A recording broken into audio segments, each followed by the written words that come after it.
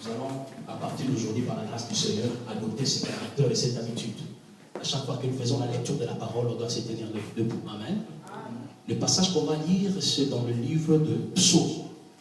Psaume 145. Psaume 145. Je lis à partir du 13e verset. Amen. Ton règne est un règne de tous les siècles, et ta domination subsiste dans tous les âges. La parole du Seigneur. Amen. Tu peux te mettre là où tu es. Que le Seigneur te bénisse. Ton règne est un règne de tous les siècles, et ta domination subsiste dans tous les âges. Amen. Psaume 145, le verset 13. Aujourd'hui, je serai vraiment posé parce que nous parlerons presque en termes d'enseignement. Et j'aimerais vraiment attirer ton attention pour que tu comprennes la chose que le Seigneur a voulu que nous parlions aujourd'hui. Amen. Le mot règne, d'après son étymologie hébraïque, veut dire malak. Malak veut tout simplement dire l'exercice du pouvoir souverain sur un État monarchique. Je répète, le mot règne, tiré de l'étymologie hébraïque malak, veut tout simplement dire l'exercice d'un pouvoir, amen, dans un État monarchique. Alléluia. Donc, on ne peut pas parler de règne sans pour autant parler d'un royaume. Alléluia. Et on ne peut pas parler d'un royaume sans pour autant parler d'un roi. Et on ne parle pas d'un roi sans un trône. Alléluia. Toutes ces choses marchent ensemble. Il n'y a pas de roi sans trône. Et il n'y a pas de trône sans royaume. Alléluia. Alors j'aimerais dire à une personne, ici je parle d'un trône, je parle d'un roi, et je parle d'un règne qui ne relève pas de cette terre. Parce que tout ce qui relève de cette terre a un début et a une fin. Mais je bénis l'écriture qu'on vient de lire. On dit, le règne de notre Dieu est un règne de tous les siècles. Et sa domination subsiste dans tous les âges. Alléluia. On a parlé des empereurs. On a parlé des rois puissants dans l'histoire. Ils ont existé. Ils sont morts. Mais celui dont je te parle, il a existé avant même que le temps soit temps. Oh, alléluia. Il est lui-même le créateur du temps. Lui-même étant éternel, il sort en dehors du temps. Et il est assis sur un trône qui n'est pas, écoutez très bien, un trône qui n'avait pas été le produit de l'élection des hommes. Aujourd'hui, tout celui qui peut régner sur un peuple doit être un produit d'une élection. Alléluia. Mais le Dieu dont je vous parle et le règne dont je vous parlerai, il n'avait pas besoin des hommes pour être Dieu. Il n'avait pas besoin des hommes pour être là où il est. Il a été, il est, il restera pour toujours. Alléluia. Un jour il a dit, si vous n'allez pas m'acclamer, je peux ordonner aux pierres. Oh, alléluia. Donc c'est pour autant dire que l'homme acclame ou pas, la nature acclame. Parce qu'il est Dieu. Alléluia. Le règne de Dieu. Pourquoi j'ai pris ce message? Parce que pendant tout ce temps que nous étions en train de parler sur la prière, le modèle que Christ nous a légué, quand il a dit voici comment vous devrez prier, il a dit vous direz notre Père qui est aux cieux. Nous avions déjà expliqué cette pensée. Que ton nom soit sanctifié. Et après il dit que ton règne, oh alléluia, vienne. Oh, j'aime cette phrase, j'aime cette partie. Que ton règne vienne. C'est pour autant dire, c'est un règne, mais qui est dans un monde, dans un sphère. Alléluia. Mais ce règne doit descendre. J'aime ça. Voilà pourquoi nous allons retourner dans la création. Alléluia. Aujourd'hui, nous aurons un peu à lire quelques 4 ou 5 passages bibliques pour faire asseoir notre réponse. Vous remarquerez que notre Dieu, quand il créa l'univers visible et invisible, j'aimerais dire à une personne, Le monde visible existe. Il y a aussi un monde invisible. Alléluia. Et le Dieu dont je vous parle, c'est un Dieu esprit. Alléluia. Et c'est Dieu, quand il nous a créés, avant que tu ne viennes sur cette terre des hommes, tu existais en forme d'esprit, dans la pensée de Dieu. Voilà pourquoi dans Job, Elihu, le quatrième ami, vous remarquez que Job, pour ceux qui lisent la Bible, Job, quand il était accablé par des problèmes, il a été visité par 3 de ses amis. Les 3 là n'ont fait que condamner Job. Mais j'ai béni le 4e. Parce que le 4e, lui, ne condamne pas. Oh, alléluia. J'aime Elihu parce que Elihu explique la grâce. Alléluia. Parce que les 3 premiers ont condamné Job. C'est ça les sacerdoces mosaïques. La loi, les psaumes et les prophètes ne pouvaient pas justifier l'homme. Mais Elihu les gêne. Je ne parle pas de ce mystère. Mais Elihu dans ce livre, il a dit, en réalité dans l'homme, c'est l'esprit. Alléluia. Suivez-moi très bien. Alors quand Dieu nous a créés, nous allons lire ça. C'est là où je vais faire asseoir ma pensée. Je suis dans Genèse. Genèse, le chapitre 1er. Je vais lire quelques passages. Je lis d'abord le verset 6. Dieu dit qu'il y ait une étendue entre les eaux et qu'elle sépare les eaux d'avec les eaux. Et Dieu fit l'étendue, et il sépara les eaux qui sont en dessous de l'étendue d'avec les eaux qui sont en dessus de l'étendue. C'est là fit ainsi. Alléluia. Je saute au verset 11. Remarquez bien. Le verset 11 dit ceci. Puis Dieu dit que la terre produise de la verdure, de l'herbe portant de la semence, des arbres fruitiers, donnant du fruit selon leur espèce, et ayant amené leur semence sur la terre. Et c'est la vie ainsi. On dit la terre produisit de la verdure, de l'herbe portant de la semence, selon son espèce, et des arbres donnant du fruit et en ayant en eux leur semence, selon leurs espèces. Dieu dit que cela était bon. Il y a un soir, il y a un matin, ce fut le 3e jour, la parole du Seigneur. Remarquez maintenant le chapitre 2. Remarquez très bien ce qui se passe au chapitre 2. À partir du verset 4. Alléluia, peuple de Dieu. La Bible dit ceci. Voici les origines des cieux et de la terre, quand ils firent créés. Lorsque l'Éternel fit la terre et les cieux, aucun arbuste de champ n'était encore sur la terre. Et aucune herbe de champ ne germait encore. Retenez bien ça. Car l'Éternel, Dieu n'avait pas fait pleuvoir sur la terre, et il n'y avait point d'homme pour cultiver le sol. Mais une vapeur s'éleva de la terre et arrosa toute la surface du sol, la parole du Seigneur. Vous savez, beaucoup de gens lisent ce que nous venons de lire. Mais ils passent tellement vite et ne remarquent pas qu'il se fait quelque chose le 3e jour de la création et qui se concrétise encore le 6e jour de la création. De quoi je vais parler? Nous avions commencé à remarquer, frères bien-aimés, qu'avant qu'il y ait les eaux d'en haut et les eaux d'en bas, tous les 2 extrémités n'existaient comme un seul bloc. Alléluia. Vous remarquerez que Dieu, le 2e jour de la création, c'est alors qu'il va faire la démarcation. Il fera en sorte que les eaux d'en haut, alléluia, se séparent avec les eaux d'en bas. Et la chose qui les séparait, on appela cela étendue. C'est ça le ciel. Alléluia. Maintenant, des eaux d'en bas, c'est alors que le 3e jour, par rapport aux eaux d'en bas, l'Éternel ordonna que le sec apparaisse. Le sec là, c'est ce que nous appelons la terre. Alléluia, peuple de Dieu. Donc la terre est le produit des eaux. Donc c'est les eaux qui ont accouché la terre. Je m'adresse à quelqu'un. Et la Bible est claire.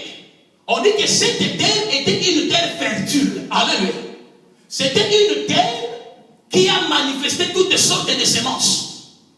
Une terre très fertile. Nous sommes au 3e jour. Alléluia. Maintenant, remarquez, chers bien-aimés.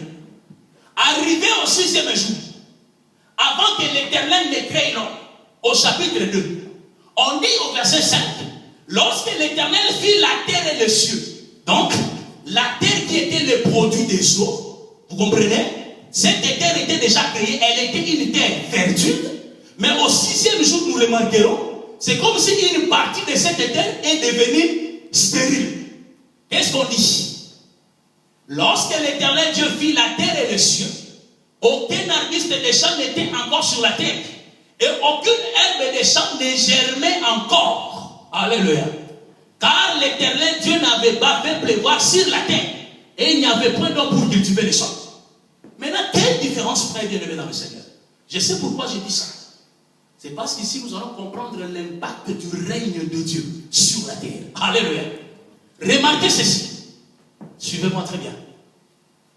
La terre qui s'est manifestée le 3e jour, cette terre qui est sortie des eaux, quand Dieu a dit que les eaux manifestent le sec, et il appela cette terre, nous remarquons que cette terre était fertile.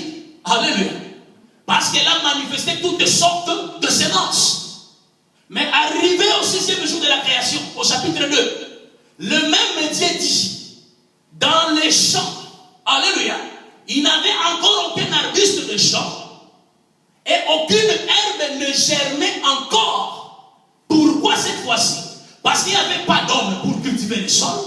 Donc les champs dont nous parlons, c'était un sol qui n'était pas fertile. Alléluia. Maintenant, quelle différence nous allons faire entre la terre qui s'est manifestée le 3e jour de la création, qui semblait être fertile, et la terre du 6e jour? Il n'y a pas de terre. C'est la même terre, mais divisée en 2 parties. Est-ce que je m'adresse à quelqu'un? Écoutez, écoutez-moi très bien. Au verset 5 du chapitre 2, ici, au lieu de parler de la terre, on parle des champs. Remarquons, dit ceci.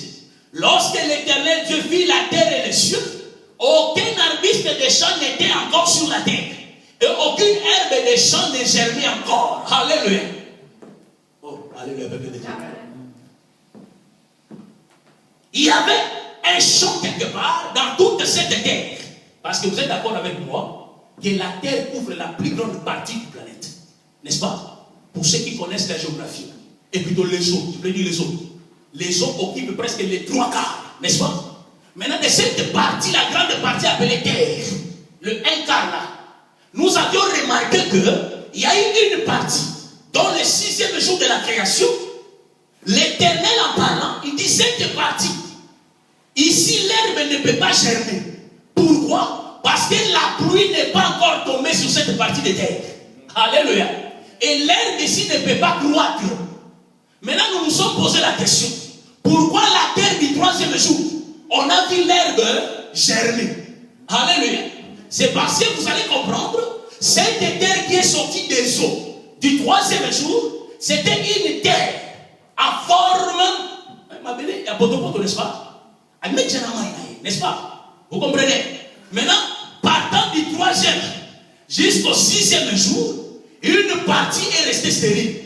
Et Dieu dit, pour que cette partie des champs puisse manifester les fruits, il faut qu'il pleuve. Or là maintenant, Dieu ne fait plus allusion aux eaux de la terre, mais il parle des eaux d'en haut. Quelqu'un me comprend? Parce que la pluie dont Dieu parlait ici, c'était la pluie qui devait venir des eaux d'en haut que Dieu avait déjà séparées des eaux d'en bas. Quelqu'un comprend cela maintenant? Écoutez, parce que cette pluie dont nous parlons, nous allons comprendre que la terre ne peut produire que quand elle reçoit la pluie. Donc, d'elle-même, la terre, elle est restée stérile depuis que Dieu sépara les eaux d'en haut et les eaux d'en bas. Je vais dire à une personne que la terre dont je parle ici, c'est un homme. Alléluia. Parce que l'homme est le produit de la terre. Je m'adresse à quelqu'un. Et quand nous parlons des champs, l'apôtre Paul plus loin dira que vous êtes les champs de Dieu. Mais les champs, pour que ces champs deviennent fertiles, les champs avaient besoin de la pluie d'en haut. Je m'adresse à quelqu'un. Et l'Éternel a dit, cette partie, elle est restée stérile, 1, parce qu'il n'y a pas la pluie, et 2, parce qu'il n'y a pas un homme qui peut cultiver cette terre. Alléluia. Donc Adam était en phase de préparation. Vous me comprenez? Il y a un moment dans le verset, par exemple, 6, on dit, parce qu'il n'y avait pas la pluie, parce qu'il n'y avait pas d'ombre, il s'est élevé, écoutez le verset 6, mais une vapeur, alléluia, une vapeur s'éleva de la terre et arrosa toute la surface du sol. Alléluia. Avant que la pluie ne vienne, ce qui a précédé la pluie, on a appelé ça la vapeur. Or, nous sommes d'accord que la vapeur ne peut pas ensemencer la terre. Oh, alléluia. La vapeur, par définition, c'est quoi? Ce sont des substances liquides ou solides en forme gazée, dans un état gazé. Alléluia. Or, la pluie, c'est elle qui apporte la semence et les semeurs. Lisons Ésaïe 55. J'aimerais que quelqu'un me comprenne, je sais que je suis en train de faire un effort pour que vous me saisissiez. Alléluia. Ésaïe 55, je vis à partir du verset 10 jusqu'au verset 11. Amen. La Bible dit ceci. Ésaïe 55, 10 à 11. Comme la pluie et la neige descendent des cieux, alléluia. Je n'ai jamais vu une pluie qui vient de la terre. Elle ne vient que dessus. Alléluia. Comme la pluie et la neige descendent des cieux et n'y retournent pas sans avoir arrosé, virgule, féconder la terre, alléluia, et faire quoi? Germer les plantes sans avoir donné la semence à qui? Au semeur, et du pain à celui qui mange. Le verset 11 est encore très intéressant.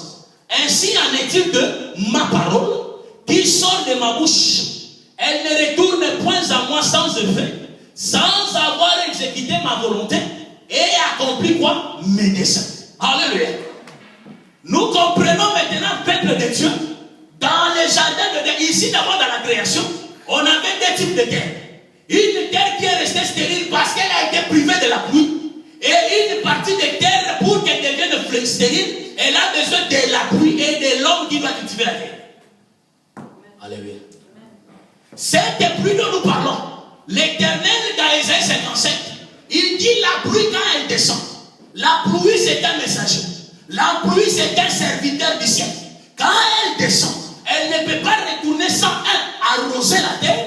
La pluie ne s'arrête pas qu'à arroser. Elle féconde la terre. C'est-à-dire, elle fait en sorte que la terre reçoive la semence. Et elle ne s'arrête pas qu'à la semence. Elle donne la semence au semeur. Et elle ne s'arrête pas là. Donne du pain à celui qui doit manger. Donc, pour que l'homme subsiste dans le jardin de Dan, pour que l'homme ait une vie garantie, il avait besoin de cette pluie. Alléluia. Voilà pourquoi nous disons que cette pluie n'est que le résultat qui règne d'en haut vers la terre. Alléluia. Dieu dit dans Ésaïe 55, il compare sa parole à la pluie. Bon, moi, il finit le style, voilà.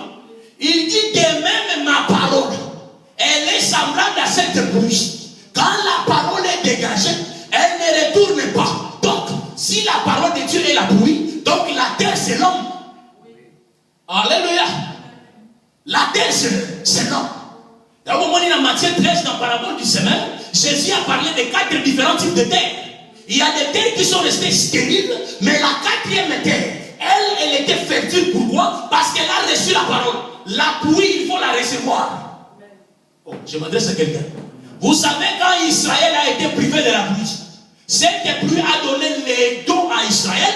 Cette pluie est allée chercher une veuve à Sarepta. Cette veuve a ouvert la porte.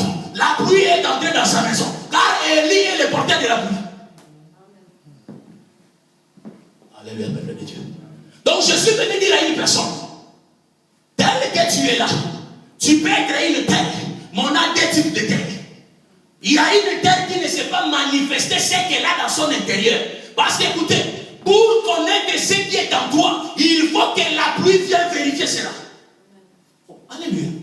Papa, quand tu es banati ya bilanga, mbula nda permettra à aboni awa, ma desunde londa makaya moi bini. Quelqu'un me comprend? Tel que tu es là, tu ne sais pas découvrir tes potentiels. Tu ne sais pas découvrir qui tu es parce que tu n'as pas encore été visité par la pluie. Quand la pluie vient, la pluie apporte la semence et les semeurs. La pluie vient donner le pain, les résultats. Alléluia, peuple de Dieu. Il y a la différence entre exister. Parce que la terre du troisième jour a existé déjà. Mais nous avions remarqué que cette terre du troisième jour était restée stérile. Et avant l'arrivée de la pluie, la vapeur. Voilà pourquoi je venais dire à une personne. On a deux types d'influence. On a la pluie, on a aussi la vapeur. Il y a la vie de personnes qui sont visitées par des vapeurs. Alléluia. Poursuite de vent. Jacques 4, le verset 13 au verset 14. Il dit qu'il y a 9 personnes. Est-ce qu'on peut dire ça rapidement? Jacques 4, 13 à 14. Alléluia. J'ai lu la parole du Seigneur. Écoutez ce que la Bible dit. À vous maintenant qui dites aujourd'hui ou demain, nous irons dans telle ville, nous y passerons une année, nous trafiquerons et nous gagnerons. Vous qui ne savez pas ce qui arrivera demain, car qu'est-ce que votre vie? Vous êtes une vapeur qui paraît pour un temps et qui ensuite disparaît. Alléluia.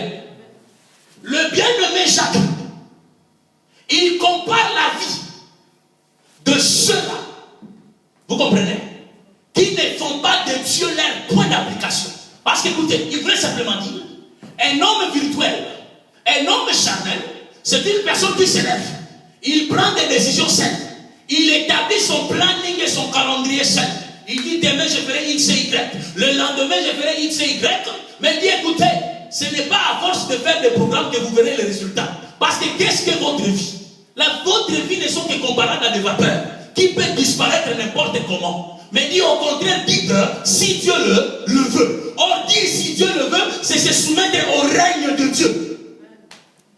Quelqu'un comprend ça? Si Dieu le veut, cela veut dire à recevoir la pluie. Parce que c'est la pluie qui donne les résultats. Celui qui est en dehors du règne de Dieu, il est une vapeur. J'aimerais dire à une personne, tu peux mourir physiquement, mais quand tu as reçu Jésus comme Seigneur et Sauveur, la parole de Dieu en toi te rend immortel. Voilà pourquoi la Bible dit, les dons gratuits de Dieu c'est quoi? C'est la vie éternelle. Je suis venu à te dire, Jésus te dit que tu es éternel. Amen. Écoutez, tu es éternel. Tu es inconfamable. Non, la chair peut mourir. Voilà pourquoi Job a dit, ma chair peut me quitter. Alléluia. Mais mon rédempteur s'élèvera le dernier. Job avait la certitude. Quelqu'un me comprend? La vapeur disparaît. La vapeur n'a pas les substances. La vapeur n'apporte pas la sémence dans un champ. Voilà pourquoi l'humanité tout entière, avant que la véritable pluie ne visite la terre, l'humanité était comme la terre du troisième jour. Elle était stérile. Car le chiffre 3 explique Moïse. Écoutez, Moïse est le premier des eaux. Je m'adresse à quelqu'un.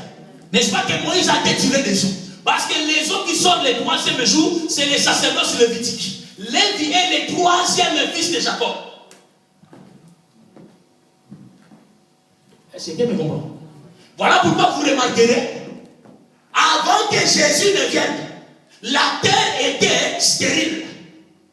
Amen. L'homme ne pouvait pas produire la vie de Dieu. Parce qu'écoutez, tu as été créé selon l'image de Dieu. Cela veut dire que tu devais produire la vie de Dieu. Mais quand le péché est venu, le péché t'a déconnecté du règne de Dieu. Voilà pourquoi Jésus a dit, voilà comment vous devrez prier, que ton règne vienne. C'est-à-dire que le divorce qu'il y a eu entre les cieux et la terre, qui est maintenant le mariage rétabli entre le ciel et la terre. Est-ce que vous comprenez cela?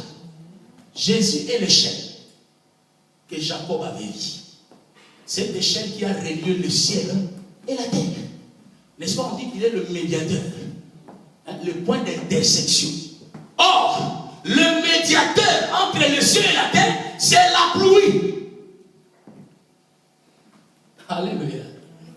Parce que la terre là dont nous parlons, qui au 6e jour, une partie était devenue stérile, c'était une terre qui réclamait que le ciel vienne. Alléluia. Vous comprenez? Je vais rendre mon langage simple pour bien me comprendre. Je vais dire ceci. Dieu en toi. Donc cette parole, parce que la parole de Dieu, c'est elle qui amplifie le règne de Dieu dans la vie d'une personne. Alléluia. Christ a dit, celui qui m'aime n'est pas celui qui part faire l'évangélisation seulement. Celui qui m'aime, ce n'est pas celui qui vient tous les dimanches au culte. Celui qui m'aime, ce n'est pas celui qui est fidèle, je ne sais pas moi, c'est dit. Celui qui m'aime est celui qui garde. Mais comment? Je m'adresse à quelqu'un. Qu'est-ce qui relie un royaume à son roi? Si ce n'est que la constitution royale. Alléluia. Chaque État a ses constitutions. Et nous aussi, l'Église de Dieu, nous sommes le royaume céleste représenté sur terre. C'est ça l'Église de Dieu. Et nous, notre vie ne dépend pas des constitutions naturelles. Voilà pourquoi tu dois arrêter de vivre selon ce que les gens disent de toi. Tu dois arrêter de vivre selon les news de ce monde. Toi, tu dépends du pluie d'en haut. C'est ça la parole du Seigneur. C'est elle qui amplifie dans la vie d'un enfant de Dieu le règne de Dieu. Écoutez, quand la Bible dit hommes, aimez vos femmes, et femmes, soyez quoi? Écoutez, le véritable homme, c'est d'abord Jésus lui-même. Parce que le mariage naturel, elle est parfaitement liée au mariage spirituel qui relie l'Église avec Jésus son époux. Vous me comprenez? La manifestation de l'amour de la femme auprès de l'homme, c'est par rapport à la soumission. Mais elle va se soumettre par rapport à quoi? Aux paroles de l'homme. Je m'adresse à quelqu'un. Voilà pourquoi l'Église de Dieu, il n'y a pas de règne de Dieu sans le fait d'embrasser sa parole. Parce que c'est elle, la parole de Dieu, qui démontre la constitution céleste à laquelle nous devons embrasser. Alléluia, peuple de Dieu. C'est qui me comprend?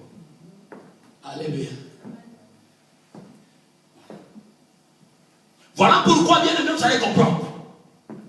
Cette terre du 6e jour, cette partie de terre où il y avait les champs, cette partie de terre qui devrait manifester, qui devrait germer. Alléluia.